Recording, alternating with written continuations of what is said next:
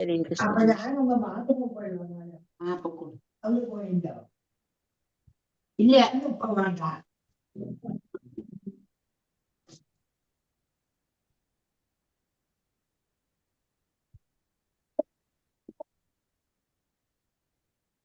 അപ്പോൾ അവള് പോയിട്ടോ ഇല്ല.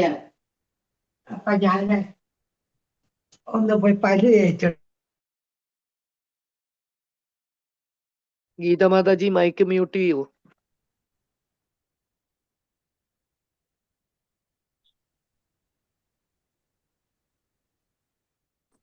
അപ്പൊ ലിങ്ക് വേറെ ഉണ്ടാവോ? ഹരേ കൃഷ്ണ. ലിങ്ക് വേറെ ഉണ്ടാവോ മാതാജി? എന്തിനാ മാതാജി? നമുക്ക് 6 മണിക്കുള്ളതൊക്കെ ഇതേ ലിങ്ക് ആണോ? 6 മണി 5:30 തൊട്ട് 6 മണി വരെ ഇതിൽ ഭാഗവതം ക്ലാസ്സും 6 മണിക്ക് ഭഗവത്ഗീത ക്ലാസ്സും ആണ് കേട്ടോ. നമ്മളിപ്പോ 18 ദിവസം ഭഗവത്ഗീത അല്ലേ അറ്റൻഡ് ചെയ്യുന്നേ? അതെ അതെ അതെ. അപ്പൊ 6:30 ജോയിൻ ആയാൽ മതിയോ? എങ്ങനെ? ഇപ്പൊ സ്റ്റാർട്ട് ചെയ്യുമല്ലേ? അതെ, 6 മണിക്ക് class Bhagavad Gita. Okay okay okay okay. Hare Krishna മാതാജി. ഹരേ കൃഷ്ണ. നമ്മളെ സമയം 6 മണിയല്ലേ? 6 മണി വരെ ഭാഗവതം ക്ലാസ് ആണ് ഇതിൽ നടക്കുന്നത്. 6 മണി വരെ 5 മണി വരെ കേട്ടോ. Okay okay. ഹരേ കൃഷ്ണ. ഓം നമോ ഭഗവതേ വാസുദേവായ. ഓം നമോ ഭഗവതേ വാസുദേവായ. ഓം നമോ ഭഗവതേ വാസുദേവായ. ഓം അജ്ഞാനതിമിരാന്ധസ്യ ജ്ഞാനാഞ്ജനാശലാകയ ചക്ഷുരുന്മീലിതം യേന തസ്മൈ ശ്രീ ഗുരവേ നമഃ. നമോ വിഷ്ണുപാദായ കൃഷ്ണപ്രേഷ്ഠായ ഭൂതലേ ശ്രീമതേ ഭക്തിവേദാന്ത സ്വാമിനിധി നാമിനേ. നമസ്തേ സാരസ്വതേ ദേവേ ഗൗരവാണി പ്രചാരിണേ നിർവിശേഷ ശൂന്യവാദി പാശ്ചാത്യദേശധാരിണേ. ജയ ശ്രീ കൃഷ്ണ ചൈതന്യ പ്രഭു നിത്യാനന്ദ ശ്രീ അദ്വൈത ഗദാധര ശ്രീവാസാദി ഗൗര ഭക്തവൃന്ദ. ഹരേ കൃഷ്ണ കൃഷ്ണ കൃഷ്ണ ഹരേ ഹരേ ഹരേ രാമ രാമ രാമ ഹരേ ഹരേ. ഹരേ കൃഷ്ണ. ശ്രീ ശ്രീ രാധാ ഗോവിന്ദ് ടെമ്പിൾ ഇസ്കോൺ മാംഗ്ലൂരിന്റെ 18 ദിവസത്തെ ഭഗവത്ഗീത ക്ലാസ്സിലേക്ക് എല്ലാവർക്കും സ്വാഗതം. ഹരേ കൃഷ്ണ. എല്ലാവർക്കും പ്രണാമം. ഹരേ കൃഷ്ണ. ഹരേ കൃഷ്ണ മാതാജി. 61ാമത്തെ ബാച്ചില് 61ാമത്തെ ബാച്ചില് എടുത്തവരുണ്ടോ? പുതിയതായിട്ട് കയറിയ ഒരു ക്ലാസ്സിലുണ്ടോ? ഉണ്ട് അല്ലേ? ആരെയും കാണുന്നില്ല. ആരും വീഡിയോ ഒന്നും ഓൺ ആക്കുന്നില്ല. ആരെയും കാണുന്നില്ല. അതുകൊണ്ട് ചോദിക്കുന്നത്. ഉണ്ട്. അപ്പൊ നമ്മൾ ഇന്നലെ എന്താ പഠിച്ചത്? 1ാമത്തെ അധ്യായത്തിൽ എന്താ പഠിച്ചത് ഇന്നലെ? അർജുന വിഷാദയോഗമാണ് പഠിച്ചത്. അതിൽ എന്താ പഠിച്ചത്?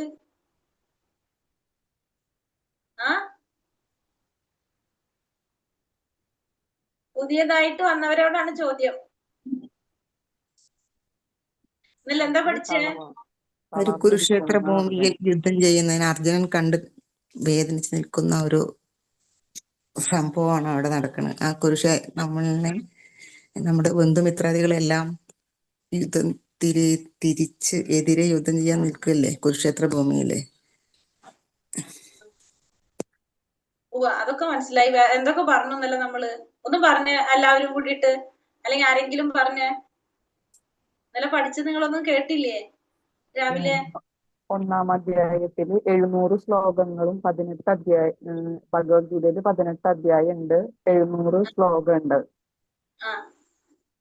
പിന്നെ 1 തൊട്ട് 6 വരെ കർമ്മയോഗവും 7 തൊട്ട് 12 വരെ ഭക്തിയോഗവും 13 തൊട്ട് 18 വരെ ജ്ഞാനയോഗവും. 5 വിഷയങ്ങളാണ് പ്രതിപാദിക്കുന്നത്. ഭഗവാൻ, അതായത് പരമാത്മാവ്, ജീവാത്മാവ്, കാലം, കർമ്മം, പ്രകൃതി. പിന്നെ ഇതൊരു ലൈഫ് മാനുവൽ ആയിട്ട് നമുക്ക് ഭഗവത്ഗീത യൂസ് ചെയ്യാം. എങ്ങനെ നമ്മൾ ജീവിക്കണമെന്ന് ഭഗവത്ഗീത പഠിപ്പിക്കുന്നു. കൃഷ്ണനും അർജുനനും തമ്മിലുള്ള ഒരു ഉപദേശമാണ് ഇതിൽ നടക്കുന്നത്. പിന്നെ നമ്മുടെ ഭയം ഇല്ലാണ്ടാവും. ഗീതാ മഹാത്മ്യത്തിൽ പറയുന്നില്ലേ, ഭയശോകാദി വർജിത എന്ന് പറയുന്നത്. അപ്പൊ ഭയം ശോകമൊക്കെ നമ്മളെ ഇല്ലാതാകാനായിട്ട് എന്ത് സാധിക്കും? ഭഗവത്ഗീതയുടെ മഹാത്മ്യം പറയുന്നതാണത്. മാതാജി മാത്രം ഇന്നലെ ക്ലാസ്സിൽ ശ്രദ്ധിച്ചിട്ടുള്ളൂ അപ്പൊ അല്ലെ? ഞാൻ പിന്നെ പുസ്തകം ഒന്ന് വായിക്കാൻ പറ്റി, അതുകൊണ്ടാണ് എനിക്ക് പറയാൻ പറ്റിയത്. ഇതൊക്കെ ഒന്ന് നോക്കാൻ സമയം കിട്ടി. നോട്ട് ചെയ്താൽ മതി നിങ്ങൾ. ജസ്റ്റ് പോയിന്റ്സ് ക്ലാസ് ഞാൻ കഴിഞ്ഞിട്ട് എഴുതി. എടുത്ത് വെച്ചാൽ മതി. അപ്പൊ ഇതിനും കൂടി നമുക്ക് കിട്ടും. എന്തിനാ പറയിക്കുന്ന വെച്ചിട്ടുണ്ടെങ്കിൽ നമുക്ക് അതൊന്ന് ഓർമ്മയുണ്ടാവാൻ വേണ്ടിയിട്ടാ പറയുന്നത് കേട്ടോ. ഹരേഷ്ണ. പിന്നെ നമ്മൾ ഇന്നലെ അർജുനൻ യുദ്ധം ചെയ്യാതിരിക്കാനായിട്ട് അർജുനന്റെ പ്രയാസത്തിന്റെ 5 കാരണങ്ങൾ കണ്ടിരുന്നു. ഓർമ്മയുണ്ടോ എന്തൊക്കെയാണെന്ന്? മൃദുല ഹൃദയത്വം, ഭൗതികമായ സുഖാനുഭവങ്ങള്, പിന്നെ പാപം. അർജുനൻ ചോദിക്കുന്നുണ്ട് പാപമല്ലേ എന്ന് ചോദിക്കുന്നുണ്ട്. പിന്നെ വേറെന്താ പറഞ്ഞത്? 4ാമത്തെ കുടുംബ പാരമ്പര്യം, പിന്നെ തീരുമാനമെടുക്കാൻ പറ്റാത്തൊരവസ്ഥ. അങ്ങനെ പറയുന്നുണ്ട് അല്ലെ. 5 കാരണങ്ങൾ കേട്ടതായിട്ട് ഓർമ്മയുണ്ടെന്നല്ലോ എല്ലാവർക്കും? അപ്പൊ അതൊക്കെ ചോദിക്കുന്നുണ്ട് ഭഗവാൻ. അർജുനന്റെ പിന്നെ വേറെ എന്താ പറഞ്ഞത്? അർജുനൻ വിജയിക്കും, അതായത് പാണ്ഡവർക്കായിരിക്കും അവിടെ വിജയം കൈവരിക്കാൻ സാധിക്കുക എന്ന് പറയുന്നതിന്റെ കുറച്ച് കാരണങ്ങൾ, ലക്ഷണങ്ങൾ കണ്ടിരുന്നു നമ്മള്. അത് ഓർമ്മയുണ്ടോ എന്തൊക്കെയാണെന്ന്? കുരുക്ഷേത്ര ഭൂമി യുദ്ധഭൂമി എങ്ങനത്തെയാണെന്ന് പറഞ്ഞു? ധർമ്മഭൂമിയാണെന്ന് പറഞ്ഞു. അവിടെ ധർമ്മം മാത്രം വിജയിക്കുന്നതാണ്. പിന്നെ വേറെന്താ പറഞ്ഞത്? അർജുനന്റെ രഥം, ദിവ്യമായ രഥം, കൊടി അടയാളം, ഹനുമാന്റെ കൊടി അടയാളം. പിന്നെ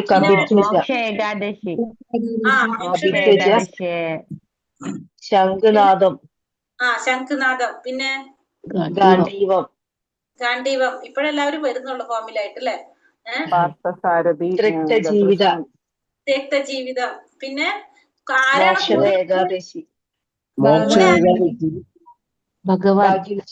പാണ്ഡവരുടെ കൂടെ ഭഗവാൻ ഉണ്ട് അല്ലെ. ഭഗവാൻ ഉണ്ടെങ്കിൽ അവിടെ ആരും ഉണ്ടാവും?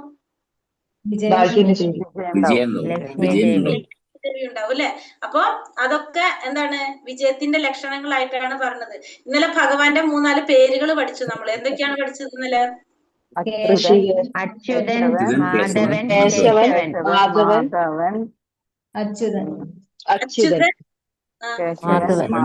കേശവൻ,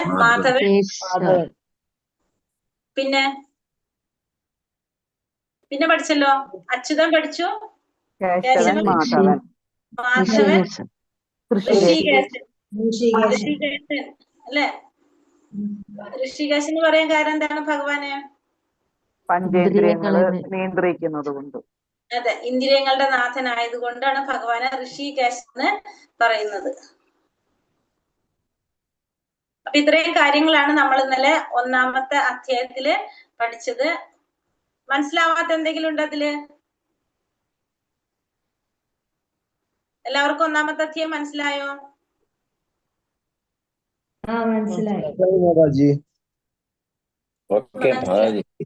ഒരു മിനിറ്റ്. ഇനി 2-ാമത്തെ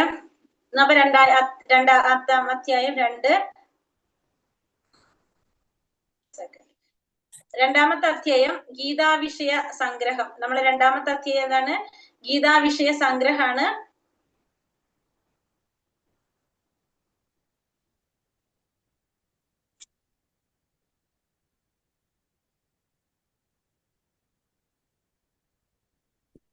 അധ്യായം 2 ഗീതാവിഷയ സംഗ്രഹം. അപ്പൊ ആ പേര് കേൾക്കുമ്പോൾ തന്നെ, അല്ലെങ്കിൽ സാഖ്യയോഗം എന്നും കൂടി അതിന് പേരുണ്ട്. അപ്പൊ നമ്മള് ഗീതാവിഷയ സംഗ്രഹം എന്ന് പറഞ്ഞാൽ തന്നെ നമുക്കറിയാം എന്ത് സംഗ്രഹമാണ്. അവിടെ ഗീതാവിഷയത്തിന്റെ ഒരു സംഗ്രഹമാണ് എവിടെ പറയുന്നത്? 2-ാമത്തെ അധ്യായത്തില് പറയുന്ന ഒരു സമ്മറി ആയിട്ടാണ് പറയുന്നത്. അപ്പൊ നമ്മൾ ഇന്നലെ പറഞ്ഞു ഭഗവത്ഗീത 18 അധ്യായങ്ങളാണുള്ളത്, 700 ശ്ലോകങ്ങളാണുള്ളത് എന്നൊക്കെ കണ്ടു. അപ്പൊ ഈ 18 അധ്യായങ്ങളെ നമ്മൾ 3 ആക്കിയിട്ട് ഭാഗിച്ചിട്ടുണ്ടായിരുന്നു അല്ലെ. നല്ല 3 ഭാഗങ്ങളാക്കി തിരിച്ചിട്ടുണ്ടായിരുന്നു. 1 മുതൽ 6 വരെയുള്ള അധ്യായം കർമ്മയോഗം, 7 മുതൽ 12 വരെയുള്ള അധ്യായം ഭക്തിയോഗം, 13 മുതൽ 18 വരെയുള്ള അധ്യായം ഏതാണ്? ജ്ഞാനയോഗം. 3 ആക്കിയിട്ട് തിരിച്ചിട്ടുണ്ടായിരുന്നു. അപ്പോ ഇന്ന് നമ്മൾ 2-ാമത്തെ അധ്യായം ഗീതാവിഷയ സംഗ്രഹം എന്ന് പറയാൻ കാരണം ഇതില് ഈ ഭക്തിയോഗവും ജ്ഞാനയോഗവും കർമ്മയോഗവും 3 യോഗങ്ങളും ഭഗവാൻ ഇതിൽ പറയുന്നുണ്ട്. ഈ 2-ാമത്തെ അധ്യായത്തിൽ പറയുന്നുണ്ട്, അർജുനന് പറഞ്ഞു കൊടുക്കുന്നുണ്ട്. അതുകൊണ്ടാണ് ഈ അധ്യായത്തിന് ഗീതാവിഷയ സംഗ്രഹം എന്ന് പറയുന്നത്. ഇപ്പൊ ഫസ്റ്റ് തന്നെ ഭഗവാൻ അർജുനന് ജ്ഞാനം കൊടുക്കുന്നുണ്ട് ഇവിടെ. പിന്നെ അതിനുശേഷം ഭക്തി കർമ്മയോഗത്തെ കുറിച്ച് പറയുന്നുണ്ട്, ഭക്തിയോഗത്തെ കുറിച്ച് പറയുന്നുണ്ട്. അതുകൊണ്ടാണ് ഈ അധ്യായത്തിന് ഗീതാവിഷയ സംഗ്രഹം എന്ന് പറയുന്നത്. കാരണം ഈ 3 കാര്യങ്ങളും ഈ അധ്യായത്തില് പറയുന്നുണ്ട്. അതുകൊണ്ടാണ് ഇതിനെ ഗീതാവിഷയ സംഗ്രഹം എന്ന് പറയുന്നത്. അപ്പോ ഇവിടെ ഫസ്റ്റ് തന്നെ അർജുനൻ നമ്മൾ ഇന്നലെ പറഞ്ഞത് എങ്ങനെയാണ്? ലാസ്റ്റ് പറഞ്ഞ് നിർത്തിയത് എന്താണ് ഇന്നലെ? അർജുനന് ഇതിന് കാര്യങ്ങളെ യുദ്ധക്കളത്തില് യുദ്ധം ചെയ്യില്ല എന്ന് പറഞ്ഞിട്ട് ഇരിക്കുന്നതാണ് ലാസ്റ്റ് പറഞ്ഞത്. അർജുന യുദ്ധം ചെയ്യാൻ താല്പര്യമില്ലാതെ വില്ലും ശരങ്ങളും താഴെ വെച്ച് അത്യന്തം ദുഃഖിതനായിട്ട് തേരിലിരുന്നു എന്ന് പറഞ്ഞിട്ടാണ് നമ്മൾ അവസാനിപ്പിച്ചത് 1-ാമത്തെ അധ്യായം അല്ലേ? അതെ, അങ്ങനെയാണ് അവസാനിപ്പിച്ചത് അല്ലെ? അപ്പൊ ഇവിടെ 2-ാമത്തെ അധ്യായം തുടങ്ങുന്നത് ഇനി അർജുനൻ എന്ത് പറഞ്ഞു കൊടുക്കണം? ഭഗവാൻ പറഞ്ഞു മനസ്സിലാക്കി കൊടുക്കണം അല്ലെ? അപ്പൊ ഇവിടെ 2-ാമത്തെ അധ്യായം തുടങ്ങുന്നത് എങ്ങനെയാണ്? അർജുനനെ ആ ആത്മാവിനെ കുറിച്ചും ശരീരത്തെ കുറിച്ചും ഉള്ള ആ പഠനം നടത്തിക്കൊണ്ട് അതിനെക്കുറിച്ച് മനസ്സിലാക്കിക്കൊണ്ട് ആത്മസാക്ഷാത്കാരത്തിലേക്ക് എത്തിക്കാനായിട്ട് ശ്രമിക്കുകയാണ് ഇവിടെ ആര്? ഭഗവാൻ ചെയ്യുന്നത്. അപ്പോ തന്റെ മൂലസ്വരൂപത്തെ കുറിച്ച് മനസ്സിലാക്കി കൊടുക്കാൻ വേണ്ടിയിട്ട് ആത്മസാക്ഷാത്കാരത്തിലേക്ക് എത്താനായിട്ട് എങ്ങനെയാണ് സാധിക്കുക, അതിനെ കുറിച്ചാണ് ഇവിടെ ആര് പറഞ്ഞു കൊടുക്കുന്നത്? ഭഗവാൻ. അതിലേക്ക് ഭഗവാൻ അർജുനനെ എത്താനായിട്ട് ശ്രമിക്കുകയാണ് ഇവിടെ ചെയ്യുന്നത്. അപ്പൊ ഈ അധ്യായത്തില് ആത്മാവിനെയും ശരീരത്തെയും കുറിച്ചുള്ള ഒരു പഠനം നടത്തി ആത്മസാക്ഷാത്കാരത്തിലേക്ക് നയിക്കുകയാണ് ആര്? അർജുനനെ. അപ്പൊ ആദ്യം തന്നെ ഭഗവാൻ ഇവിടെ അർജുനനോട് ചോദിക്കുന്ന ഒരു ശ്ലോകം, 2-ാമത്തെ ശ്ലോകം ഇതിൽ പറഞ്ഞിട്ടില്ല നമ്മളില്. അപ്പൊ നമുക്ക് അതുമെന്ന് തുടങ്ങാം. അതായത് ഭഗവാൻ അർജുനനോട് ചോദിക്കുകയാണ്. എന്താ ചോദിക്കുന്നത്? ശ്രീ ഭഗവാനുവാച ഓം നമോ ഭഗവതേ വാസുദേവായ കുതസ്ത്വാകശ്മലമിതം വിഷമേ സമുപസ്ഥിതം അനാര്യജുഷ്ടമസ്വർഗ്യം അകീർത്തികരമർജുന. അപ്പൊ അർജുനൻ യുദ്ധം ചെയ്യാൻ താല്പര്യമില്ല എന്ന് പറഞ്ഞിട്ട് വില്ലും ശരങ്ങളും താഴെ വെച്ച് ആ യുദ്ധഭൂമിയിൽ രഥത്തിൽ ഇരിക്കുന്നതായിട്ടാണ് പറഞ്ഞത് അല്ലെ? അപ്പൊ അർജുനനോട് ഭഗവാൻ പറയാണ് കുതസ്ത്വാകശ്മലമിതം വിഷമേ സമുപസ്ഥിതം അനാര്യജുഷ്ടം അസ്വർഗ്യം അകീർത്തികരം അർജുന എന്നാ പറയുന്നത്. അതായത് ആര്യന്മാർക്ക് യോജിച്ച പ്രവൃത്തിയല്ല നീ ചെയ്യുന്നതൊന്നും. കാരണം നിനക്ക് എവിടെ നിന്നാണ് ഈ മാലിന്യം വന്ന് പെട്ടത് എന്നാണ് ഇവിടെ ആര് ചോദിക്കുന്നത്? ഭഗവാൻ ചോദിക്കുന്നത്. ജീവിതത്തിന്റെ മൂല്യം എന്താണെന്ന് മനസ്സിലാക്കാൻ സാധിക്കുന്ന ഒരു വ്യക്തിക്ക് ഒരിക്കലും യോജിച്ച പ്രവൃത്തിയല്ല നീ ചെയ്യുന്നത്. നിന്നെ ഇത് ഉപരിലോകങ്ങളിലേക്കല്ല നിന്നത് കൊണ്ടുപോകുന്നത്, അകീർത്തിയിലേക്കാണ് നിന്നത് നയിക്കുക. നിന്റെ കീർത്തി നഷ്ടപ്പെടാണ് ചെയ്യുന്നത് എന്ന് പറഞ്ഞിട്ട് ഭഗവാൻ അർജുനനെ വഴക്ക് പറയാണ് ഇവിടെ ചെയ്യുന്നത് ഫസ്റ്റ് തന്നെ. അപ്പോ എന്നിട്ട് ഭഗവാൻ എന്താ പറയുന്നത്? നമ്മൾ പറഞ്ഞ ആ ആത്മസാക്ഷാത്കാരത്തിലേക്ക് എത്താനായിട്ട് എന്താ ചെയ്യേണ്ടത്, അതെങ്ങനെയാണ്, അതിനെ കുറിച്ചുള്ളൊരു പഠനം നടത്തി പറഞ്ഞു കൊടുക്കാണ് ആര്? ഭഗവാൻ അർജുനന്. അപ്പൊ നമുക്ക് ആത്മസാക്ഷാത്കാരം നേടാനായിട്ട് നമുക്ക് എങ്ങനെയാ 3 തരത്തില് ആ പരമസത്യത്തെ 3 ഭാവത്തില് നമുക്ക് സാക്ഷാത്കരിക്കാനായിട്ട് സാധിക്കും. ഈ പരമസത്യത്തെ 3 ഭാവത്തില് നമുക്ക് സാക്ഷാത്കരിക്കാനായിട്ട് സാധിക്കും. എന്തൊക്കെയാണ് പറഞ്ഞത്? ബ്രഹ്മൻ, പരമാത്മാവ്, ഭഗവാൻ. 3 ഭാവത്തില് ആ പരമസത്യത്തെ സാക്ഷാത്കരിക്കാം. ബ്രഹ്മൻ, പരമാത്മാവ്, ഭഗവാൻ. ഫസ്റ്റ് ഇത് പറയുന്നത് എന്താണ്? ബ്രഹ്മസാക്ഷാത്കാരം. ബ്രഹ്മസാക്ഷാത്കാരം എന്ന് പറഞ്ഞാല് ഇവിടെ നമ്മൾ കാണുമ്പോൾ അറിയാലോ, പ്രകാശം, ഒരു ജ്യോതി ആയിട്ടാണ് നമ്മൾ അവിടെ കാണുന്നത്. അത് തന്നെയാണ് എന്ത്? ബ്രഹ്മസാക്ഷാത്കാരം എന്ന് പറയുന്നത്. അതായത് ആധ്യാത്മിക ലോകത്തിലെ പ്രകാശം, ഭഗവാന്റെ ശരീരത്തിലെ വരുന്ന പ്രകാശം, ഒരു ജ്യോതിസ്, അതിനെയാണ് നമ്മൾ ബ്രഹ്മ എന്ന് പറയുന്നത്. ബ്രഹ്മസാക്ഷാത്കാരം അല്ലെങ്കിൽ ബ്രഹ്മജ്യോതി എന്നൊക്കെ പറയുന്നത്. വൈകുണ്ഠ ലോകങ്ങളിലെ പ്രകാശം, ഇതിനൊക്കെ നമുക്ക് എന്ത് പറയാം? ഈ ബ്രഹ്മസാക്ഷാത്കാരം, ബ്രഹ്മം എന്ന് പറഞ്ഞാല് പറയാനായിട്ട് സാധിക്കും. അപ്പൊ ഈ ബ്രഹ്മം എന്ന് പറഞ്ഞാൽ അപ്പൊ ഇതാണ്, ഈ പ്രകാശത്തിനെയാണ് പറയുന്നത്. അപ്പൊ ഭഗവാന്റെ ചുറ്റുമുള്ള ഒരു പ്രകാശം. അപ്പൊ ഈ ബ്രഹ്മത്തെ ആരാധിക്കുന്നവര് ആ പ്രകാശത്തിലാണ് പോയിട്ട് ലയിക്കുന്നത്. അപ്പൊ നമുക്ക് ആത്മസാക്ഷാത്കാരം 3 ഭാവത്തിൽ നമുക്ക് ചെയ്യാൻ സാധിക്കുന്നതാണ് ഈ പറയുന്നത്.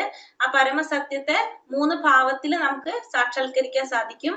ബ്രഹ്മമായിട്ടും പരമാത്മാവായിട്ടും ഭഗവാനായിട്ടും. അപ്പൊ ബ്രഹ്മത്തിലെ സാക്ഷാത്കാരം എന്ന് പറഞ്ഞാല് ആ ഭഗവാന്റെ ആ ബ്രഹ്മജ്യോതിയില് പ്രകാശത്തില് പോയി ലയിക്കുന്നതിനെയാണ് നമ്മൾ എന്ത് പറയുന്നത്? ബ്രഹ്മ സാക്ഷാത്കാരം എന്ന് പറയുന്നത്.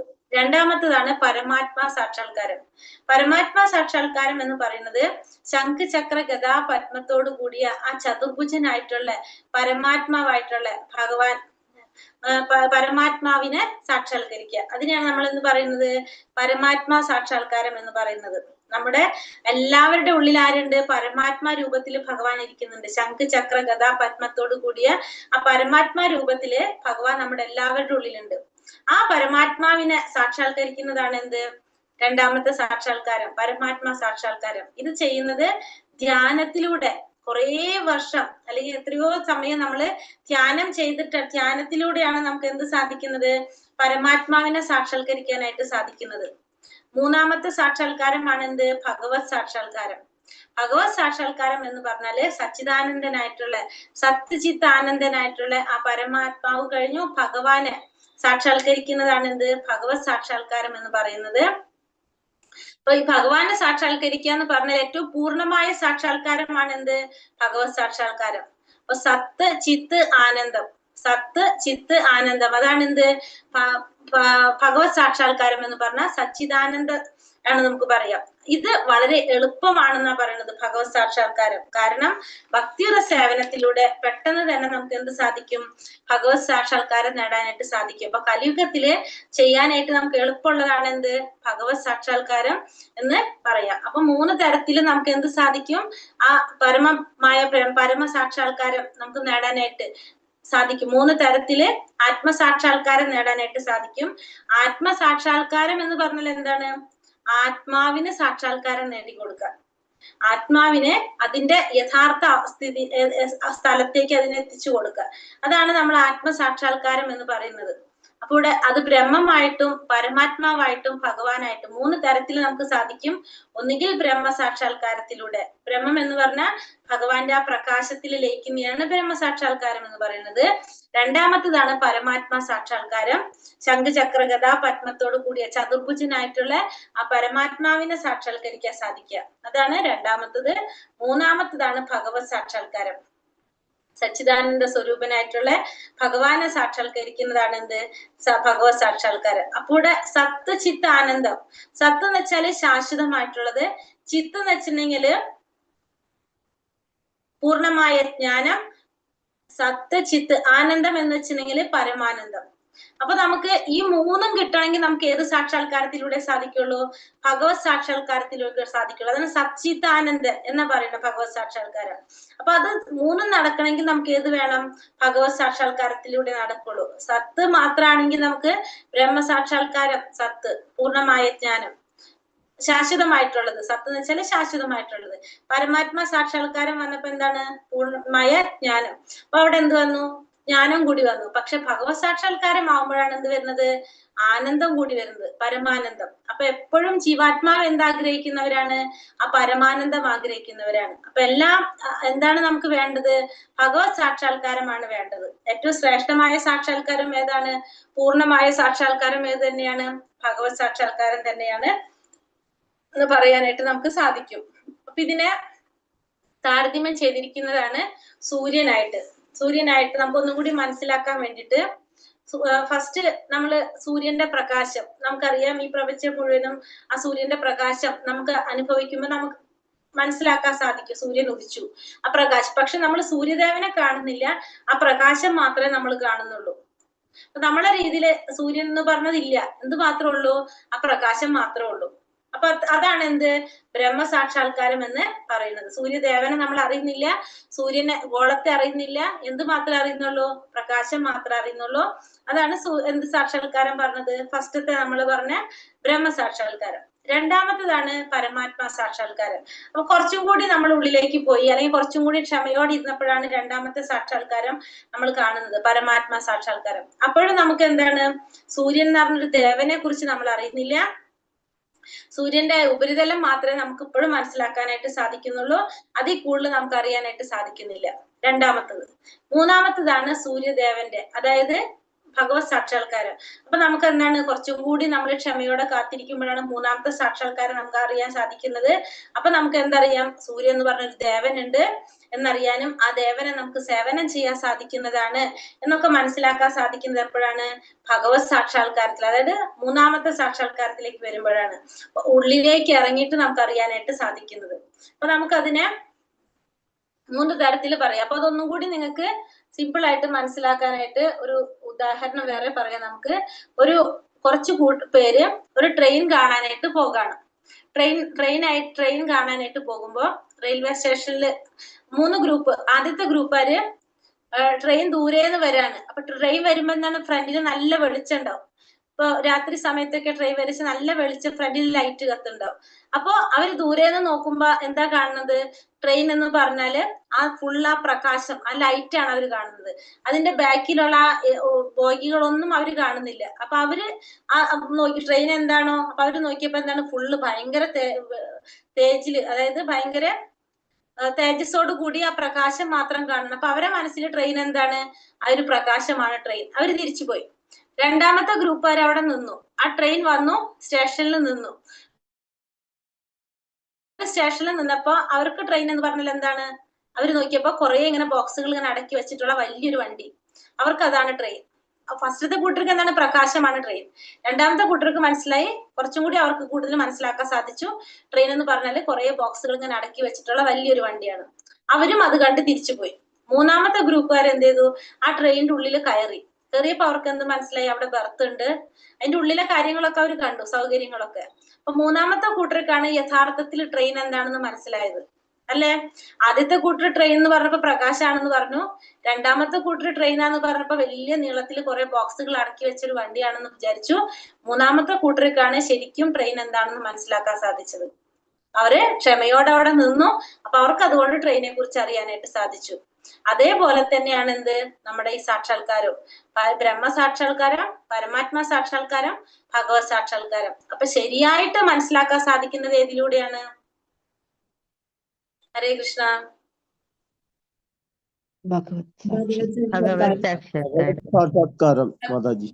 സാക്ഷാത്കാരത്തിലൂടെ അല്ലെ? അപ്പൊ മനസ്സിലായോ നിങ്ങൾക്ക് എന്താണ് 3 സാക്ഷാത്കാരം? മനസ്സിലായി. ഹരേ കൃഷ്ണ.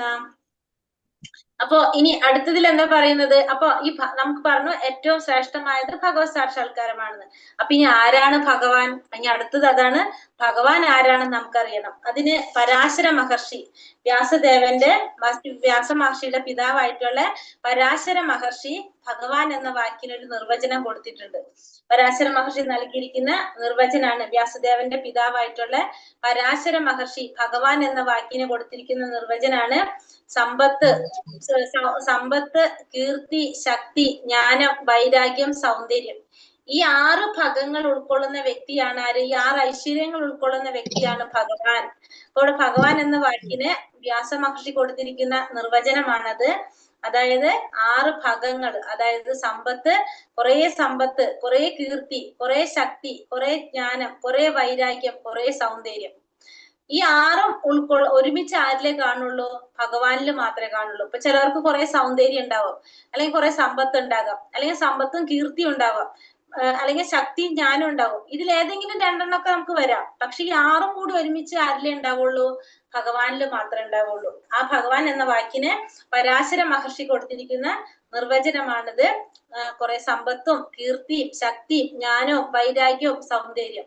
വൈരാഗ്യം എന്ന് പറഞ്ഞ ശത്രുത എന്നല്ല അർത്ഥമാക്കുന്നത്, നമ്മളെ ഭൗതികമായ സുഖഭോഗങ്ങളോടുള്ള ഒരു വൈരാഗ്യം, അതാണ് ഉദ്ദേശിക്കുന്നത് കേട്ടോ. അതിനോടുള്ള ഒരു ഇഷ്ടമില്ലായ്മ വരില്ല, നമുക്ക് അതിനെയാണ് അവിടെ പറയുന്നത്. അപ്പൊ ഈ 6 ഭാഗങ്ങൾ, 6 ഐശ്വര്യങ്ങൾ ഉൾക്കൊള്ളുന്നത് ആരാണോ അവരെ നമുക്ക് എന്ത് പറയാം? ഭഗവാൻ എന്ന് പറയാനായിട്ട് സാധിക്കും. അപ്പോ അർജുനൻ ഇത്രയും കാര്യങ്ങൾ പറഞ്ഞ് അർജുനനെ വഴക്കൊക്കെ പറഞ്ഞപ്പോ അർജുനന് വിഷമായി ശരിക്കും. അപ്പൊ അർജുനൻ എന്താ പറഞ്ഞത്? ഭഗവാനോട് പറയാണ്, എനിക്ക് എന്താണ് ചെയ്യേണ്ടതെന്ന് മനസ്സിലാക്കാൻ സാധിക്കുന്നില്ല, എനിക്ക് വേണ്ട ഉപദേശം. കാരണം അർജുനൻ നോക്കുമ്പോ ഭഗവാൻ വഴക്ക് പറയല്ലേ. അപ്പൊ ഭഗവാന്റെ ശിഷ്യനായി കഴിഞ്ഞാൽ അത് കഴിഞ്ഞല്ലോ. അപ്പൊ നേരെ ഭഗവാൻ എന്ത് ചെയ്തു? ഭഗവാൻ പറഞ്ഞു, അർജുനൻ എന്ത് പറഞ്ഞു? എന്നെ ശിഷ്യനായിട്ട് സ്വീകരിക്കണം.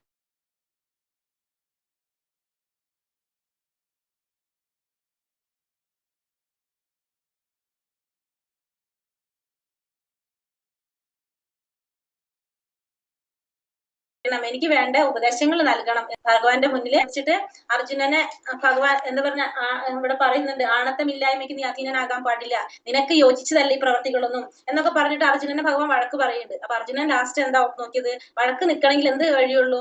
ആ ശിഷ്യത്വം അങ്ങോട്ട് ശിഷ്യനാകാം. അപ്പൊ അർജുനൻ ഭഗവാനോട് പറയണ, എന്നെ ശിഷ്യനായിട്ട് സ്വീകരിച്ചിട്ട് എനിക്ക് വേണ്ട ഉപദേശങ്ങൾ തന്നോളൂ. കാരണം എനിക്ക് എന്താണ് ചെയ്യേണ്ടത് എന്നൊന്നും മനസ്സിലാക്കാനായിട്ട് സാധിക്കുന്നില്ല, എനിക്ക് വേണ്ട നിർദ്ദേശങ്ങൾ തരാനായിട്ട് പറഞ്ഞ് ഭഗവാന്റെ മുന്നില് അർജുനൻ കീഴടങ്ങാണ്. അപ്പൊ അർജുനൻ പറയുന്നത് അതാണ്, കാർപ്പണ്യദോഷോപഹത സ്വഭാവഃ പൃച്ഛാമി ത്വാം ധർമ്മ സമ്മൂഢഛേദഃ യശ്രേയസാ നിശ്ചിതം ബ്രൂഹി തന്മേ ശിഷ്യസ്തേഹം ശാന്തി മാം ത്വാം പ്രപന്നം. എന്താ പറയാ, കാർപ്പണ്യ ദോഷം കൊണ്ട്, അതായത് ദൗർബല്യം കൊണ്ട് ആത്മനിയന്ത്രണം നഷ്ടപ്പെട്ട എനിക്ക് കൃത്യനിർവഹണത്തെ പറ്റി ഒന്നും വ്യക്തമാകുന്നില്ല. ഈ അവസ്ഥയിൽ എനിക്ക് എന്താണ് യോജിച്ചതെന്ന് പറഞ്ഞു തരണം. അപ്പൊ ദൗർബല്യം കൊണ്ട് എന്റെ ആത്മനിയന്ത്രണം നഷ്ടപ്പെട്ടു, കൃത്യനിർവഹണത്തെ കുറിച്ചൊന്നും എനിക്ക് മനസ്സിലാക്കാനായിട്ട് സാധിക്കുന്നില്ല. അതുകൊണ്ട് തന്നെ ഈ അവസ്ഥയിൽ എനിക്ക് എന്താണ് യോജിച്ചതെന്ന് എനിക്ക് പറഞ്ഞു തരുമോ എന്നാണ് ഭഗവാനോട് അർജുനൻ ആവശ്യപ്പെടുന്നത്. ഞാനിപ്പോൾ അങ്ങയെ ശരണം പ്രാപിച്ച ശിഷ്യനാണ്, ദയവായി ഉപദേശം തന്നാലും. ഞാനിപ്പോ എന്ത് ചെയ്യാണ്, അങ്ങേക്ക് ശരണം പ്രാപിക്കുകയാണ് ചെയ്യുന്നത്. അപ്പൊ അതുകൊണ്ട് അങ്ങ് എനിക്ക് വേണ്ട ഉപദേശങ്ങൾ അങ്ങ് എനിക്ക് തന്നാലും എന്നാണ് അർജുനൻ പറയുന്നത്. അപ്പൊ ഭഗവാനോട് ഇപ്പൊ എന്താ, ഈ അർജുനന്റെ ആ ശിഷ്യത്വം സ്വീകരിച്ചപ്പോ ഭഗവാനും അർജുനനും തമ്മിലുള്ള നേരത്തെ ഉണ്ടായിരുന്ന ബന്ധം എങ്ങനെയായിരുന്നു? നേരത്തെ അർജുനനും ഭഗവാനും തമ്മിലുള്ള ബന്ധം എങ്ങനത്തെ ബന്ധമായിരുന്നു? സുഹൃത്ത് ബന്ധം, സുഹൃത്തുക്കളായിരുന്നു അല്ലെ? ഇപ്പോഴാരായി മാറി? ഗുരുവും ശിഷ്യനായി മാറി. അപ്പൊ ഇപ്പൊ അർജുനൻ ഭഗവാന്റെ ശിഷ്യനായിട്ട് മാറി. അപ്പൊ ഇനിയിപ്പോ അർജുനന് ഭഗവാൻ എന്താണ്, ആ ഗുരുവിന്റെ ഗാംഭീര്യത്തോടു കൂടി അർജുനന് ഭഗവാൻ ആ ജ്ഞാനം പകർന്നു കൊടുക്കാനായിട്ട് പോകാണ്. അപ്പൊ ആദ്യം തന്നെ എന്താ പറഞ്ഞു കൊടുക്കുന്നത്? നാം ശരീരമല്ല ആത്മാവാണെന്നുള്ള ജ്ഞാനമാണ് ആദ്യം പറഞ്ഞു കൊടുക്കുന്നത്. ശരിയായൊരു കാര്യം, നമ്മൾ ആരാണ്? നമ്മൾ പറയും, നമ്മുടെ പേര് പറയില്ല. അപ്പൊ പറയാണ്, നമ്മള് ശരീരമല്ല, നമ്മൾ ആത്മാവാണെന്നാണ് ആദ്യം ഭഗവാൻ പറഞ്ഞു കൊടുക്കുന്ന അർജുനന്. ദേഹി നോസ്മിൻ യഥാ ദേഹേ കൗമാരം യൗവനം ജര തഥാ ദേഹാന്തര പ്രാപ്തിർ ധീരസ്തത്രാന മുഹ്യതി. ശരീരസ്ഥനായ ആത്മാവ് ബാല്യത്തിൽ നിന്ന് യൗവനത്തിലേക്കും പിന്നെ വാർദ്ധക്യത്തിലേക്കും കടക്കുന്നത് പോലെ മരണശേഷം മറ്റൊരു ശരീരത്തിലേക്ക് പ്രവേശിക്കുന്നു. സമചിത്തനായ ഒരാൾക്ക് ഈ പരിണാമത്തെ കുറിച്ച് സംഭ്രമം ഉണ്ടാകുന്നില്ല. അപ്പൊ ശരീരസ്ഥനായ ആത്മാവ്, ആ ശരീരത്തിൽ ഇരിക്കുന്ന ആത്മാവ് എങ്ങനെയാണ് പറഞ്ഞ, ശരീരം ബാല്യത്തിൽ നിന്ന് യൗവനത്തിലേക്കും വാർദ്ധക്യത്തിലേക്കും ആ ശരീരം കടക്കുന്നത് പോലെ ആ മരണശേഷം എന്ത് ചെയ്യും? ഈ ശരീരത്തിൽ ആത്മാവിന് ഇരുന്നിട്ടൊരു കാര്യമില്ല. മരണശേഷം വേറൊരു ശരീരത്തിലേക്ക് ഈ ആത്മാവ് പ്രവേശിക്കും. സമചിത്തരായ ഒരാൾക്ക് ഈ പരിണാമത്തെ കുറിച്ച് സംഭ്രമം ഉണ്ടാകുന്നില്ല. അപ്പോ ആത്മാവ്, ശരീരത്തിലിരിക്കുന്ന ആത്മാവ്, നമ്മുടെ ശരീരം, ആത്മാവ് ശരീരത്തിൽ ഉണ്ടെങ്കിലാണ് ഈ ശരീരത്തിൽ എന്ത് സംഭവിക്കുന്നത്? ബാല്യവും യൗവനവും വാർദ്ധക്യവും ഒക്കെ വരുന്നത് അല്ലെ? കാരണം ആത്മാവ് ശരീരത്തിലില്ലെങ്കിൽ അത് എന്തായി മാറിയ ശരീരം നമുക്ക് ഒന്നും ചെയ്യാൻ പറ്റില്ല, അത് നശിച്ച് പോകുന്നതാണത്. അപ്പൊ ആ ശരീരത്തിൽ ആത്മാവ് ഇരിക്കുമ്പോ ഈ ശരീരത്തിൽ പല മാറ്റങ്ങളും സംഭവിക്കുന്നു. ബാല്യം വന്നു, യൗവനം വന്നു, കൗമാരം വന്നു, വാർദ്ധക്യം വന്നു. അങ്ങനെ മരണശേഷം പിന്നെന്ത് സംഭവിക്കും? ഈ ശരീരത്തിൽ നിന്ന് ആത്മാവ് മറ്റൊരു ശരീരത്തിലേക്ക് പോകും. സമചിത്തനായിട്ടുള്ള ഒരാൾക്ക്, ഇതിനെ കുറിച്ച് ശരിയായ ജ്ഞാനം നേടിയ ഒരു വ്യക്തിക്ക് ഇതിനെ കുറിച്ച് എന്തുണ്ടാവില്ല? പരിണാമത്തെ കുറിച്ച് സംഭ്രമം ഉണ്ടാകില്ല. അപ്പൊ നമ്മുടെ ഈ ശരീരം എന്ന് പറഞ്ഞാല് പഞ്ചഭൂതങ്ങൾ കൊണ്ട് നിർമ്മിച്ചതാണ് നമ്മുടെ ശരീരം.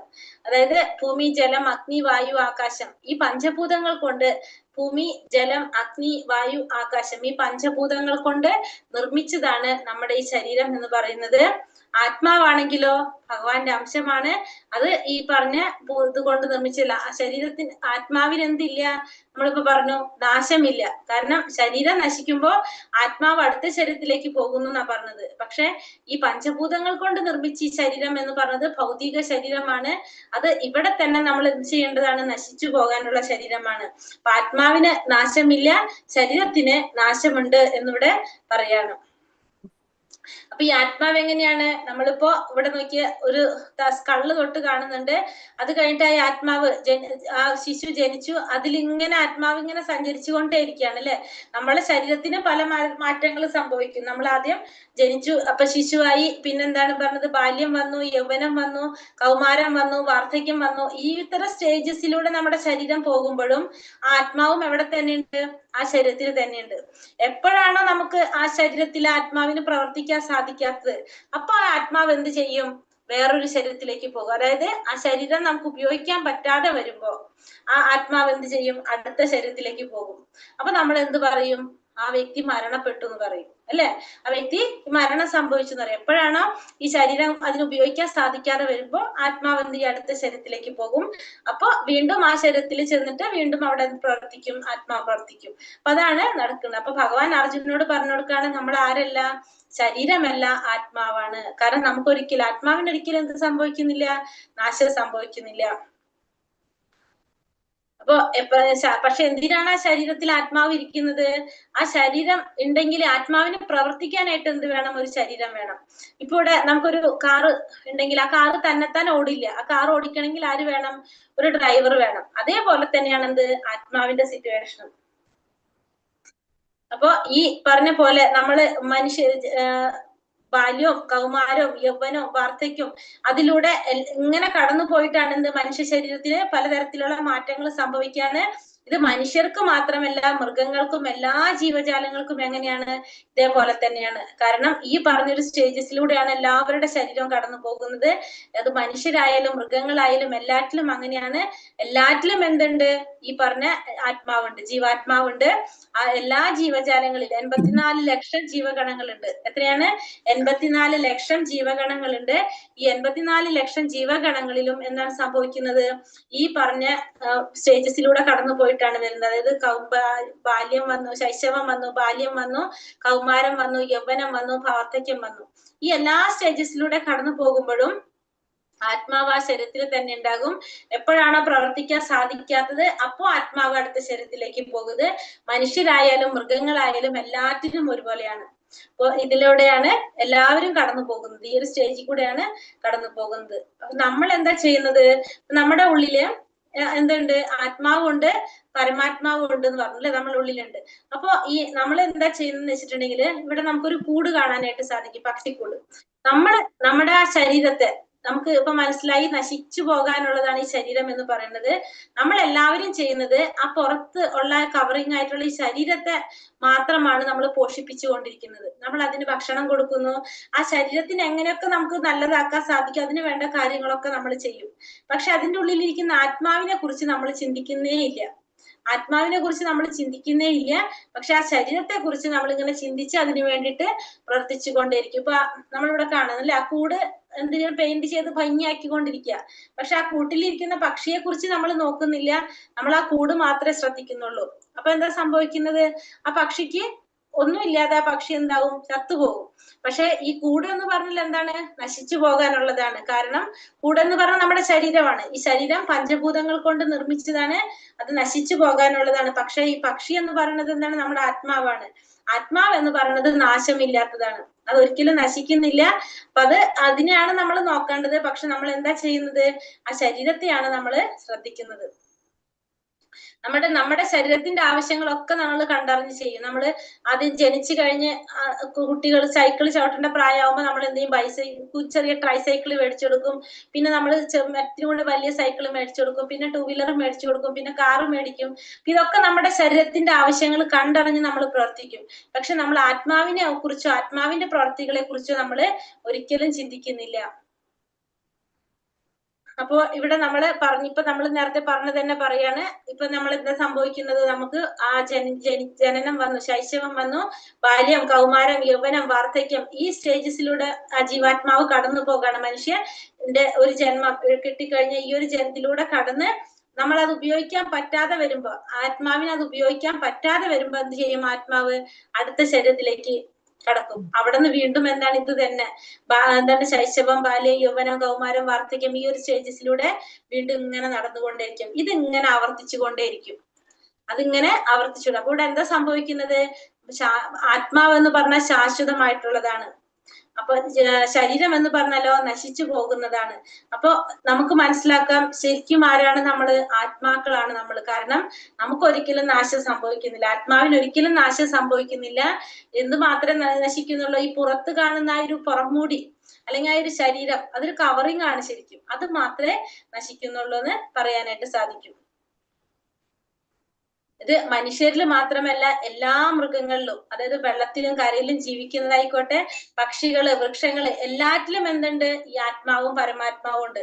ഈ ജീവാത്മാവും എല്ലാവരിലും ആരുണ്ട്? ഈ ജീവാത്മാക്കളുടെ എല്ലാവർക്കും ഇത് തന്നെയാണ് സംഭവിക്കുന്നത്. മനുഷ്യരായാലും വൃക്ഷങ്ങളായാലും പക്ഷികളായാലും വെള്ളത്തിൽ ജീവിക്കുന്നതോ കരയിൽ ജീവിക്കുന്നതോ എല്ലാത്തിലും എന്തുണ്ട്? ജീവാത്മാവുണ്ട്, പരമാത്മാവുണ്ട്. എല്ലാവർക്കും ഈ പറഞ്ഞ സംഭവങ്ങള് സംഭവിച്ചു കൊണ്ടിരിക്കുന്നതാണ്. അതെല്ലാവർക്കും അതിങ്ങനെ മാറിക്കൊണ്ടേയിരിക്കുന്നതാണ് ഈ സ്റ്റേജസ്. അപ്പൊ ഇതാണ് എന്ത് ഭഗവാൻ പറഞ്ഞു കൊടുക്കുന്നത്, ആദ്യം പറഞ്ഞു കൊടുക്കുന്നതാണ്. അപ്പൊ നമ്മൾ ആരാണ്? ശരീരമല്ല, ആത്മാവാണ്. കാരണം ആത്മാവിന് ഒരിക്കലും നാശം സംഭവിക്കുന്നില്ല, ശരീരത്തിന് മാത്രമേ നാശം സംഭവിക്കുന്നുള്ളൂ എന്ന കാര്യം അർജുനൻ ഭഗവാൻ പറഞ്ഞു കൊടുക്കാണ്. ഇനി എന്താ പറഞ്ഞത്? മാത്ര സ്പർശാസ്തു കൗന്ദേയ ശീതോഷ്ണ സുഖ ദുഃഖദാഹ ആഗമാപായിനോ നിത്യ സാംസി വിശ്വസ ഭാരത. ഹേ കുന്തിപുത്ര, ക്ഷണികങ്ങളായ സുഖദുഃഖങ്ങളുടെ വരവും പോക്കും മഞ്ഞുകാലത്തിന്റെയും വേനൽക്കാലത്തിന്റെയും ഗതിവിഗതികൾ പോലെയാണ്. ഇന്ദ്രിയ അനുഭൂതികളിൽ നിന്നാണ് ഇത് ഉണ്ടാകുന്നത്. ഹേ ഭാരത, അവയെ അസ്വസ്ഥനാകാതെ സഹിക്കാൻ പഠിക്കണം. ഇപ്പൊ അർജുനനോട് പറയാണ്. പിന്നെന്താണ് പറഞ്ഞ? അർജുനനെ യുദ്ധം ചെയ്യാതിരിക്കാൻ പറഞ്ഞ അടുത്ത കാരണം എന്തായിരുന്നു? ഭൗതികമായിട്ടുള്ള സുഖാനുഭവങ്ങൾ, അല്ലെ? ഭൗതിക സുഖാനുഭവങ്ങളൊക്കെ ഇല്ലാണ്ടാകും ഭൗതിക സുഖാനുഭവങ്ങളൊക്കെ ഇല്ലാണ്ടാകും. അതല്ലായിരുന്നു അർജുനൻ രണ്ടാമത് പറഞ്ഞത്. കാരണം അതിന്റെ ഒന്നും നമ്മളിതൊന്നും ചെയ്യേണ്ട ആവശ്യമില്ല എന്നാണ് അർജുനൻ പറഞ്ഞത്, ഭൗതിക സുഖാനുഭവങ്ങൾ. അപ്പോൾ ഭഗവാൻ എന്താ പറയുന്നത്? ഈ ഭൗതിക സുഖാനുഭവങ്ങൾ എന്ന് പറഞ്ഞ എങ്ങനെയാണ്? ക്ഷണികങ്ങളായ സുഖദുഃഖങ്ങളുടെ വരവും പോക്കും മഞ്ഞുകാലത്തിന്റെയും വേനൽക്കാലത്തിന്റെയും ഗതിവിഗതികൾ പോലെയാണ്. അപ്പൊ മഞ്ഞുകാലവും വേനൽക്കാലവും വന്നും പോയിക്കൊണ്ടിരിക്കുന്നത് പോലെയാണ് എന്ത് സംഭവിക്കുന്നത്? ഇവിടെ എന്താണ് സംഭവിക്കുന്നത്? ശരീരത്തിന്റെ മാറ്റം കഴിഞ്ഞു. ഇതെന്താ പറഞ്ഞത് ഇവിടെ? സുഖദുഃഖങ്ങള്. ഒന്നാമത്തെ പോയിന്റ്, അർജുന യുദ്ധം ചെയ്യാതിരിക്കുക, അർജുനൻ പ്രയാസപ്പെട്ട് പറയുന്ന 5 കാരണങ്ങൾ നമ്മൾ കണ്ടു. മൃദുല ഹൃദയത്വം. അപ്പൊ അതാണ് മൃദുല ഹൃദയത്വം എന്ന് പറഞ്ഞ എന്തായിരുന്നു? അർജുനന്റെ ബന്ധുമിത്രാദികളൊക്കെ വധിക്കാനുള്ള പ്രയാസം. അപ്പൊ ഭഗവാൻ പറഞ്ഞു കൊടുക്കാണ്, നമ്മളാരും ശരീരമല്ല, ആത്മാവാണ്. ആത്മാവിനൊരിക്കലും നാശം സംഭവിക്കുന്നില്ല എന്നുള്ളതാണ് പറഞ്ഞു കൊടുത്തത്. ഇനി രണ്ടാമത്തെ പോയിന്റ് ആയിരുന്നു എന്ത്? സുഖദുഃഖങ്ങള്, ഭൗതിക സുഖാനുഭവങ്ങള്. അപ്പൊ ഇവിടെ ഭഗവാൻ പറയാണ്, ഭൗതികമായ സുഖാനുഭവം എന്ന് പറഞ്ഞ ഒരാൾക്ക് സ്ഥിരമായിട്ട് എന്തില്ല? സുഖവും ഇല്ല, ഒരാൾക്ക് സ്ഥിരമായിട്ട് ദുഃഖവും ഇല്ല. അതെങ്ങനെയാണ്? മഞ്ഞുകാലത്തിന്റെയും വേനൽക്കാലത്തിന്റെയും ഗതിവിഗതികൾ പോലെയാണ്. അത് ഇന്ദ്രിയ അനുഭൂതിയിൽ നിന്നാണ് അത് ഉണ്ടാകുന്നത്. അതിനെ അസ്വസ്ഥത ആകാതെ സഹിക്കാൻ പഠിക്കണം എന്നാണ് ഭഗവാൻ പറയുന്നത്. അപ്പോ മഞ്ഞുകാലവും വേനൽക്കാലത്തിന്റെ വരവും പോക്കും എങ്ങനെയാണ്? ഗതിവിഗതികൾ പോലെയാണ്, ഇന്ദ്രിയ അനുഭൂതിയിൽ നിന്നാണ് അത് ഉണ്ടാകുന്നത്. അതിനെ സഹിക്കാൻ പഠിക്കാനാണ് ഭഗവാൻ പറഞ്ഞു കൊടുക്കുന്നത്. അപ്പൊ നമുക്ക് സുഖവും ദുഃഖവും നമ്മുടെ ജീവിതത്തിൽ ഉണ്ടായിക്കൊണ്ടേയിരിക്കും. അപ്പൊ നമ്മൾ എന്താ വേണ്ടത്? അസ്വസ്ഥനാകാതെ അതിനെ സഹിക്കാൻ പഠിക്കുക എന്നുള്ളതാണ് ചെയ്യേണ്ടത് എന്നാണ് ഇവിടെ ഭഗവാൻ പറയുന്നത്. മനസ്സിലായ രണ്ടാമത്തെ പോയിന്റ്? അപ്പൊ ഭഗവാൻ പറഞ്ഞത് സുഖവും ദുഃഖങ്ങളൊക്കെ നമ്മുടെ ജീവിതത്തിൽ വന്നുകൊണ്ടേയിരിക്കും, വന്നും പോയും കൊണ്ടിരിക്കും. അപ്പൊ നമ്മൾ അത് അസ്വസ്ഥനാകാതെ അതിനെ നമ്മൾ സഹിക്കാൻ പഠിക്കണം എന്നാണ് രണ്ടാമത്തെ പോയിന്റ്. അതായത് അർജുന യുദ്ധത്തിന്റെ സമയത്തുള്ള പ്രയാസത്തിന്റെ ഒന്നാമത്തെ കാരണമാണ് മൃദുല ഹൃദയത്വം. രണ്ടാമത്തേതാണ് എന്ത് പറഞ്ഞത്? സുഖാനുഭവങ്ങൾ, ഭൗതികമായ സുഖാനുഭവങ്ങൾ. അതിനാണ് ഭഗവാൻ ഇത് പറഞ്ഞു കൊടുക്കുന്നത്. ഒരു വൃക്ഷത്തെ പോലെ എങ്ങനെയാണ്? മഴക്കാലം വന്നാലും വേനൽക്കാലം വന്നാലും ഏതൊരു സമയത്തും വൃക്ഷം എങ്ങനെയാണ്? അത് സഹിച്ചത് അതേപടി നിൽക്കും. അങ്ങനെയായിരിക്കണം നമ്മൾ നമ്മൾ നോക്കേണ്ടത്. നമ്മൾ എന്തെങ്കിലും പ്രയാസം വന്നാലും നമ്മള് ഒരു വൃക്ഷത്തെ പോലെ സഹിക്കാനായിട്ട് പഠിക്കണം, സഹിഷ്ണുതയുള്ളവരായിരിക്കണം. സുഖം വന്നാലും ദുഃഖം വന്നാലും ഒക്കെ നമ്മള് അതിനെ നേരിടാനായിട്ട് നമുക്ക് സാധിക്കണം. ഇനി ഭഗവാൻ എന്താ പറയുന്നത്? ആത്മാവിനെ കുറിച്ച് പറഞ്ഞു കൊടുക്കാണ് വീണ്ടും. ന ജായതേ മ്രിയതേ വാ കഥാചിത് നായം ഭൂതോ ഭവിതാവാന ഭൂയഃ അജോ നിത്യ ശാശ്വതോയം പുരാണോ ന ഹന്യതേ ഹന്യമാനേ ശരീരേ. ആത്മാവിനൊരിക്കലും ജനന മരണങ്ങളില്ല, അത് ഉണ്ടായിട്ടില്ല, ഉണ്ടാകുന്നില്ല, ഭാവിയിൽ ഉണ്ടാവുകയുമില്ല. അജനാണ്, നിത്യനാണ്, ശാശ്വതനാണ്, പ്രാചീനനാണത്. ശരീരം നശിക്കുമ്പോൾ അതിന് മരണമില്ല. അപ്പൊ ആത്മാവ് എന്ന് പറഞ്ഞാൽ അതിനൊരിക്കലും എന്തുണ്ടാകുന്നില്ല? ജനന മരണങ്ങൾ ഉണ്ടാകുന്നില്ല. ഭാവിയിൽ അത് ഉണ്ടാവുന്നില്ല. അജനാണ്, നിത്യനാണ്, ശാശ്വതനാണ്, പ്രാചീനനാണ്. ശരീരം നശിക്കും, ആത്മാവിന് എന്തില്ല? മരണമില്ല. ആത്മാവിന് ഒരിക്കലും മരണമില്ല. അതെങ്ങനെയാണ് പറഞ്ഞത്? അജനാണ്, ജനനമില്ലാത്തവനാണ് ആര്? ആത്മാവ്. നിത്യനാണ്, എപ്പോഴും നിലനിൽക്കുന്നതും ശാശ്വതമായിട്ടുള്ളതും പ്രാചീനനുമാണ്. അത് പുരാതന കാലം മുതൽക്കേ ഉള്ളതാണ് എന്ത്? ഈ ആത്മാവ് എന്ന് പറഞ്ഞത്. അപ്പൊ ശരീരം മാത്രമേ നശിക്കുന്നുള്ളൂ, ആത്മാവിന് നാശം സംഭവിക്കുന്നില്ല, മരണമില്ല എന്ന് ഭഗവാൻ പറയാണ്. എങ്ങനെയാണ് പറയുന്നത് അത്? വാംസാസി ജീർണാനി യഥാ വിഹായ നവാനി ഗൃഹണാതി നരോപരാണി തഥാ ശരീരാണി വിഹായ ജീർണോ നന്യാനി സംയാതി നവാനി ദേഹി. പഴകിയ ഉടുപ്പുകൾ മാറ്റി പുതിയവ എടുത്തണിയുന്നത് പോലെ ജീർണിച്ച് ഉപയോഗിക്കാൻ കൊള്ളാത്തതായ ഭൗതിക ശരീരങ്ങൾ ഉപേക്ഷിച്ച് ദേഹി പുതുദേഹങ്ങൾ സ്വീകരിക്കുന്നു. അപ്പൊ നമ്മൾ പഴകിയ ഡ്രസ്സ് മാറ്റിയിട്ട് പുതിയതെടുത്ത് അണിയുന്നത് പോലെ ഉള്ളത്. നമ്മള് എങ്ങനെയാണ് പറഞ്ഞത്? പഴകിയ ഡ്രസ്സ് മാറ്റിയിട്ട് പുതിയതെടുത്ത് അണിയുക. അതേപോലെയാണ് ജീവാത്മാവ് എന്ത് ചെയ്യുന്നത്? ഈ ശരീരം ഉപേക്ഷിച്ച് അടുത്ത ശരീരം സ്വീകരിക്കുന്നത്. അപ്പൊ ഒരു പഴകിയ ഡ്രസ്സ്, കേടായ ഡ്രസ്സാണെങ്കിൽ നമ്മൾ എന്ത് ചെയ്യും? അത് കളഞ്ഞിട്ട് പുതിയതെടുത്തിടും. അതേപോലെ ജീവാത്മാവ് എന്ത് ചെയ്യാണ്? ഈ ശരീരം കൊണ്ടൊന്നും ചെയ്യാൻ സാധിക്കാതാവുമ്പോ ആ ശരീരത്തിൽ നിന്ന് അടുത്ത ശരീരത്തിലേക്ക് പോകും. അതിലൂടെ പറഞ്ഞിരിക്കുന്നത് എന്താണ്?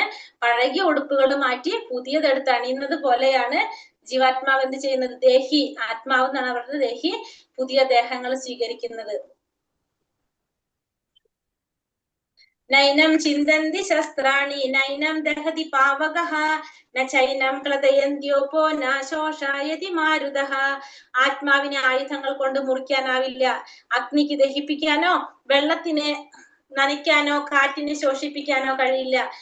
അപ്പോ ആത്മാവിനെ നമുക്ക് ഒന്നും ചെയ്യാൻ സാധിക്കില്ല. ആയുധങ്ങൾ കൊണ്ട് മുറിക്കാൻ സാധിക്കില്ല, അഗ്നിക്ക് ദഹിപ്പിക്കാൻ സാധിക്കില്ല, വെള്ളത്തിന് നനയ്ക്കാനോ കാറ്റിനെ ശോഷിപ്പിക്കാനോ ഒന്നും എന്തിനെ സാധിക്കില്ല? ആത്മാവിന് സാധിക്കില്ല. ആത്മാവിനെ ആയുധങ്ങൾ കൊണ്ട് മുറിക്കാനോ അഗ്നിക്ക് ദഹിപ്പിക്കാനോ വെള്ളത്തിന് നനയ്ക്കാനോ ഒന്നും, കാറ്റിനെ കൊണ്ട് ശോഷിപ്പിക്കാനോ ഒന്നും ആത്മാവിന് സാധിക്കില്ല. അപ്പൊ ആത്മാവ് എന്ന് പറഞ്ഞാൽ നമുക്ക് ഒന്നും ഭൗതികമായ രീതിയിൽ നമുക്ക് ഒന്നും ചെയ്യാനായിട്ട് സാധിക്കില്ല. അത് ശാശ്വതമായിട്ടുള്ളതാണ്. കാരണം ഭഗവാന്റെ അംശമാണ്, നമ്മൾ ഓൾറെഡി പറഞ്ഞു അല്ലെ. അതിനെ നമുക്ക് ഒന്നും ചെയ്യാനായിട്ട് സാധിക്കില്ല എന്നുള്ളത് ഇവിടെ പറയാണ്.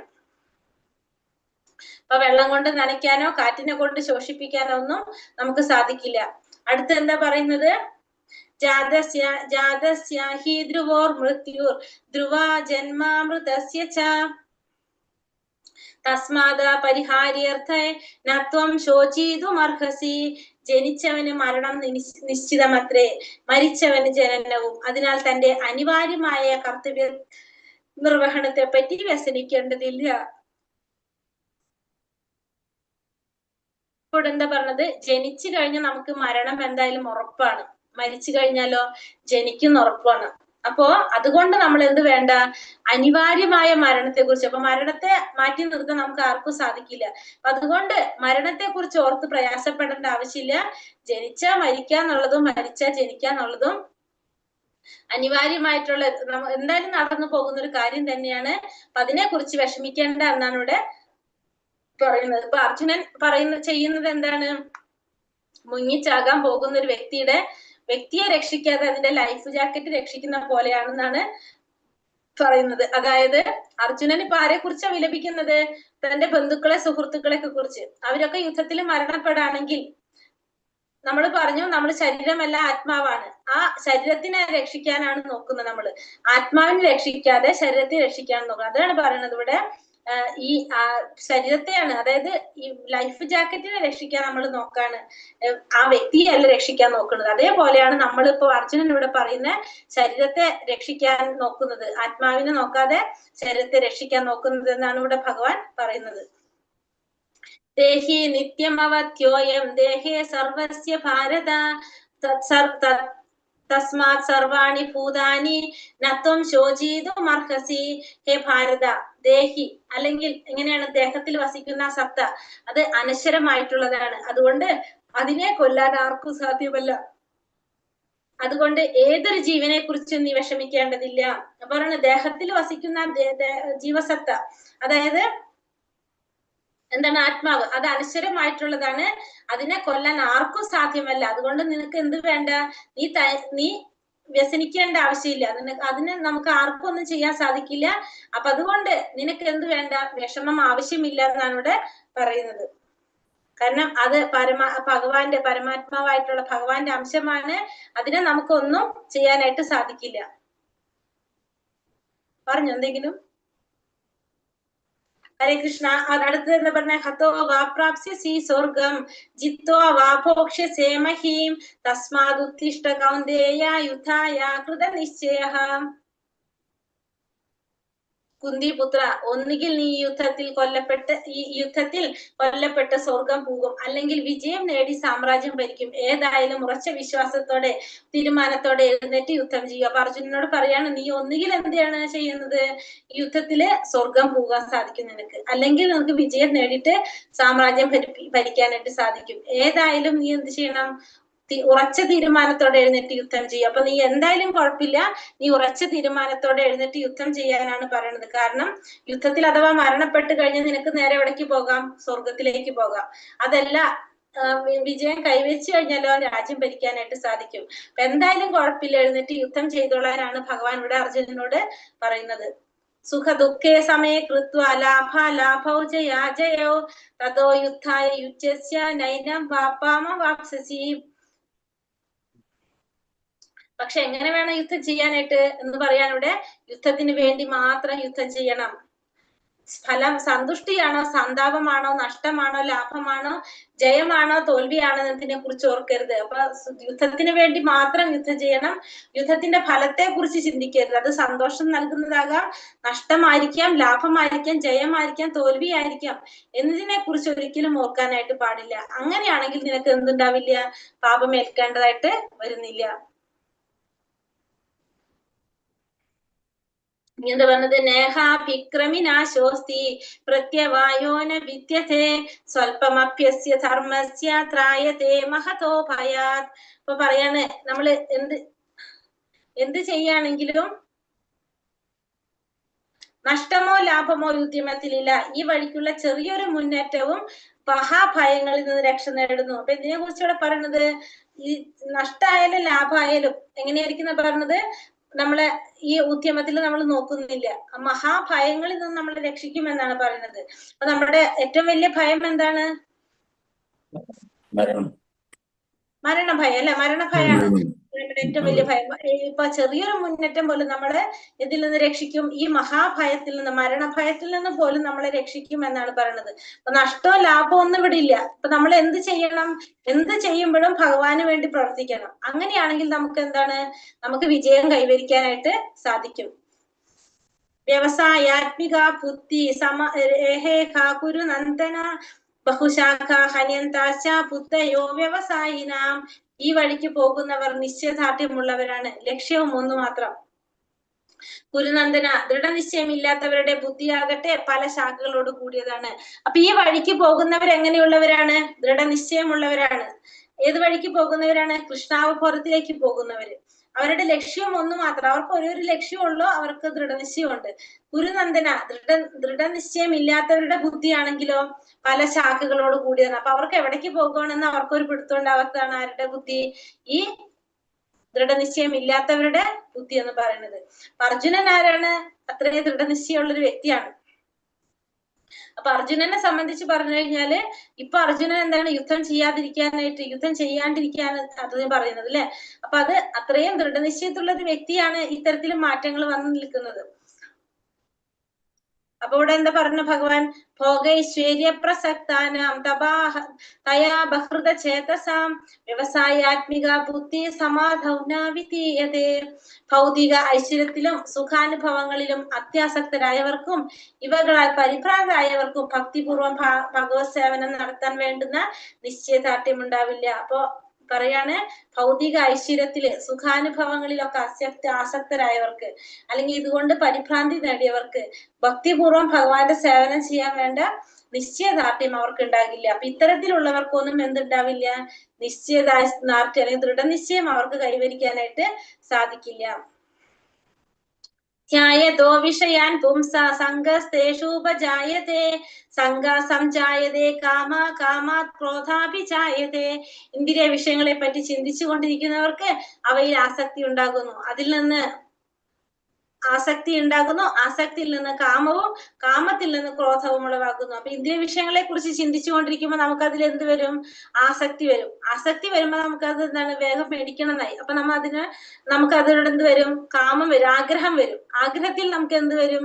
നമുക്കത് കിട്ടിയില്ലെങ്കിൽ നമുക്കത് കോപമായിട്ട് അല്ലെങ്കിൽ ക്രോധമായിട്ട് മാറും. അപ്പൊ നമുക്ക് ഇന്ദ്രിയ വിഷയങ്ങളെ കുറിച്ച് ചിന്തിക്കുമ്പോഴാണ് നമുക്ക് ആദ്യം എന്ത് വരുന്നത്? ആസക്തി ഉണ്ടാകുന്നത്. അതിൽ നിന്നാണ് നമുക്ക് കാമം വരുന്നത്. കാമത്തിൽ നിന്നാണ് നമുക്ക് ക്രോധം വരുന്നത്. പിന്നെന്താ സംഭവിക്കുന്നത്? ക്രോധാത് ഭവന്തി സമ്മോഹ സ്മൃതി വിഭ്രമഃ സ്മൃതി ഭ്രംശാത് ബുദ്ധിനാശോ ബുദ്ധിനാശാത് പ്രണശ്യതി. അപ്പൊ ക്രോധത്തിൽ നിന്ന് സമ്മോഹവും, അതിൽ നിന്ന് ഓർമ്മപ്പിഴയിൽ നിന്ന് ബുദ്ധിനാശവും സംഭവിക്കുന്നു. ബുദ്ധിനാശത്തിൽ വീണ്ടും ഭൗതിക കാര്യത്തിലേക്ക് വീണ് നാശം പ്രാപിക്കുന്നു.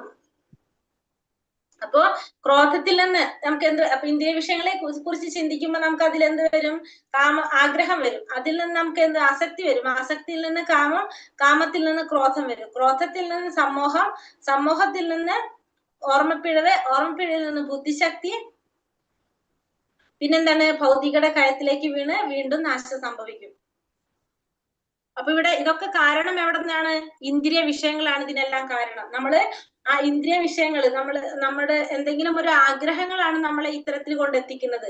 എവിടെ? സർവനാശത്തിലേക്ക് പോകുന്നത്. അപ്പൊ ഇന്ദ്രിയ വിഷയങ്ങളെ കുറിച്ച് ചിന്തിക്കുമ്പോഴാണ്. ഇപ്പൊ ഒരു കാറ് മേടിക്കണം എന്ന് വിചാരിക്കുമ്പോ നമുക്ക് എന്ത് വേണം? അതിന് കുറെ പൈസ വേണം. അപ്പൊ ആഗ്രഹം വന്നു. അപ്പൊ നമ്മൾ എന്നും അതിനെ കുറിച്ച് ഇരുന്ന് നോക്കിക്കൊണ്ടിരിക്കും. അപ്പൊ നമ്മളത് മേടിക്കാനായിട്ട് അപ്പൊ നമുക്ക് എന്ത് വേണം?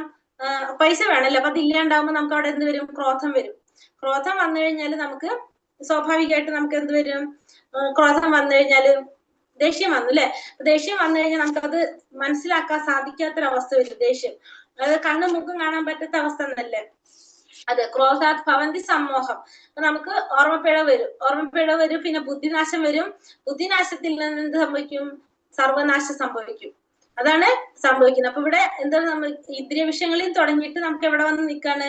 ലാസ്റ്റ് നാശത്തിൽ വന്ന് നിൽക്കാണ്.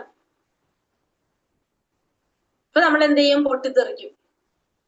രാഗദ്വേഷ വിമുക്തസ്തു വിഷയാനീന്ദ്രിയൈശ്വരൻ ആത്മാ പ്രസാദമധിഗച്ഛതി. രാഗദോഷങ്ങളിൽ നിന്ന് വിമുക്തനായി സ്വാതന്ത്ര്യത്തിന് വേണ്ടിയുള്ള നിബന്ധനകൾ വഴി ഇന്ദ്രിയങ്ങളെ നിയന്ത്രിക്കുന്ന ഒരു വ്യക്തിക്ക് ഭഗവാന്റെ പൂർണ്ണ കാരുണ്യം ലഭിക്കും.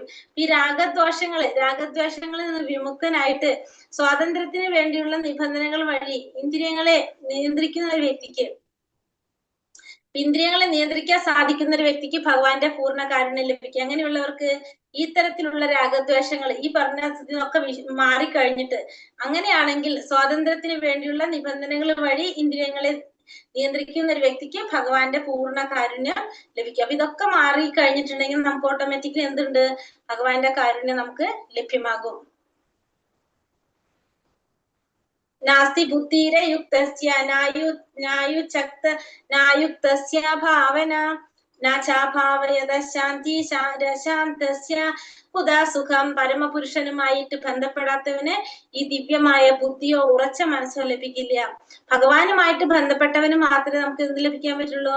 ഈ ദിവ്യമായിട്ടുള്ള ബുദ്ധി അല്ലെങ്കിൽ ഉറച്ച മനസ്സുണ്ടാവുള്ളൂ. അല്ലാത്തവർക്ക് എന്തുണ്ടാവില്ല? സമാധാനം ഉണ്ടാവില്ല. സമാധാനം ഇല്ലെങ്കിൽ എന്തുമില്ല? സുഖവും ഇല്ല. തസ്മാദസ്യ മഹാബാഹോ നിഗ്രഹീതാനി സർവശഃ ഇന്ദ്രിയാർത്ഥേഭ്യസ്തസ്യ പ്രജ്ഞാ പ്രതിഷ്ഠിത. അപ്പൊ അതുകൊണ്ട് എന്ത് ചെയ്യണം? ഇന്ദ്രിയ വിഷയങ്ങളുടെ നിന്ന് പിന്മാറ്റാൻ കഴിവുള്ള വ്യക്തിയാണ് സ്ഥിതപ്രജ്ഞൻ. അപ്പൊ നമ്മൾ എന്ത് ചെയ്തിരിക്കണം? ഇന്ദ്രിയ വിഷയങ്ങളിൽ നിന്ന് മാറ്റാം. അതിന് കഴിവുള്ള വ്യക്തി ആരാണ്? സ്ഥിതപ്രജ്ഞൻ എന്ന് പറയാനായിട്ട് സാധിക്കും. അതായത് ഇന്ദ്രിയ വിഷയങ്ങളിൽ നിന്ന് പിന്മാറ്റാൻ കഴിയുന്ന വ്യക്തിയാണ് ആര്? സ്ഥിതപ്രജ്ഞൻ എന്ന് പറയുന്നത്. ശ്രീ പ്രഭുപാദരാണ് അതിന് കൊടുത്തിരിക്കുന്നത്. ഇന്ദ്രിയങ്ങളെ കൃഷ്ണന്റെ അതീന്ദ്രിയ സേവനത്തിൽ നിയോഗിക്കുക മാത്രമേ കൃഷ്ണാനുഭവത്തിൽ മുഴുകുക. ഇന്ദ്രിയങ്ങളെ കൃഷ്ണന്റെ അതീന്ദ്രിയ സേവനത്തിൽ നിയോഗിക്കുക. അഥവാ കൃഷ്ണാവബോധത്തിൽ മുഴുകുക വഴി മാത്രമേ ഒരാൾക്ക് ഇന്ദ്രിയ സുഖാവേശം നിയന്ത്രിക്കാൻ കഴിയുള്ളൂ. അപ്പൊ ഇന്ദ്രിയങ്ങളുടെ നിയന്ത്രിക്കണമെങ്കിൽ നമ്മൾ എന്ത് വേണം? ഇന്ദ്രിയങ്ങളെ കൃഷ്ണാവബോധത്തില് വ്യാപരിപ്പിക്കണം, എൻഗേജ് ചെയ്യിപ്പിക്കണം, അതീന്ദ്രിയ സേവനത്തിൽ നിയോഗിക്കുക. അങ്ങനെയാണെങ്കിലാണ് നമുക്ക് എന്ത് സാധിക്കുന്നത്? നമുക്ക് ഈ ഇന്ദ്രിയ സുഖാവേശം നിയന്ത്രിക്കാനായിട്ട് സാധിക്കുന്നത്. ശത്രുക്കളെ ഒതുക്കുന്നത് കൂടുതൽ ശത്രുക്കൾ കൊണ്ടല്ല. എങ്ങനെയാണ്?